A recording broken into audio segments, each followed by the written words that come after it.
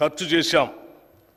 తెలంగాణ రాష్ట్రం ఏర్పడిన 10 ఏళ్ల తర్వాత వాస్తవానికి దగ్గరగా ప్రణాళికాబద్ధమైన బడ్జెట్ను తొలిసారిగా మా ప్రభుత్వం 2024 ఫిబ్రవరి 10న శాసనసభలో ప్రవేశపెట్టడం జరిగింది.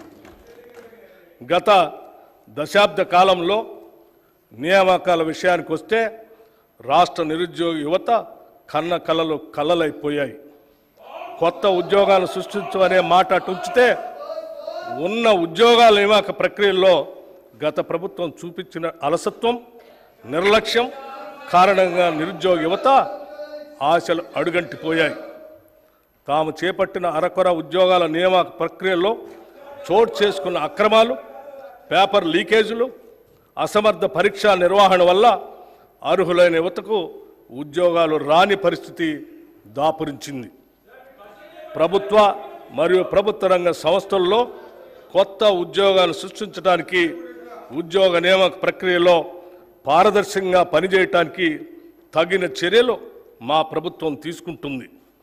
తెలంగాణ పబ్లిక్ సర్వీస్ కమిషన్ సంస్థను సమూలంగా ప్రక్షాళన చేసి వారికి కావలసిన నిధులను మరియు మౌలిక వసతులను సమకూర్చాం.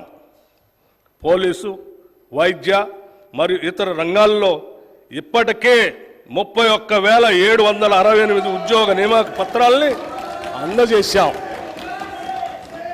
ఉద్యోగ నియామక ప్రక్రియల్లో ఇదివరకు చోటు చేసుకున్న అవకతవకలను సరిదిద్ది నియామక ప్రణాళిక క్యాలెండర్ను త్వరలోనే ప్రకటిస్తాం. గత ప్రభుత్వ వైఫల్యాలను గమనించిన రాష్ట్ర ప్రజలు మార్పును కోరి ఇందిరమ్మ రాజ్యం కోసం కాంగ్రెస్ పార్టీకి అధికారం ఇచ్చారు. తత్ఫలితంగా గౌరవనీయులు శ్రీ రేవంత్ రెడ్డి గారి నేతృత్వంలో కాంగ్రెస్ పార్టీ ప్రభుత్వాన్ని ఏర్పరిచింది. ప్రజల ఆకాంక్షలతో కాంగ్రెస్ పార్టీ ఆశయాలను సమన్వయపరిచి ఎన్నికల ముందు మేము ఇచ్చిన హామీలను, అభివృద్ధి కార్యక్రమాలను అమలుపరచాలనే దృఢదీక్షతో ప్రభుత్వాన్ని ఏర్పాటు చేశాం. మేము ఇచ్చిన హామీలు ఎన్నికల్లో ఏదో విధంగా గెలవాలనే ఉద్దేశంతో ఇచ్చినవి కావు.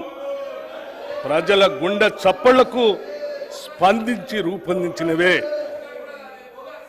మరొక్కసారి చెప్తా ఉన్నాను మీకు, ప్రజల గుండె చప్పళ్లకు స్పందించి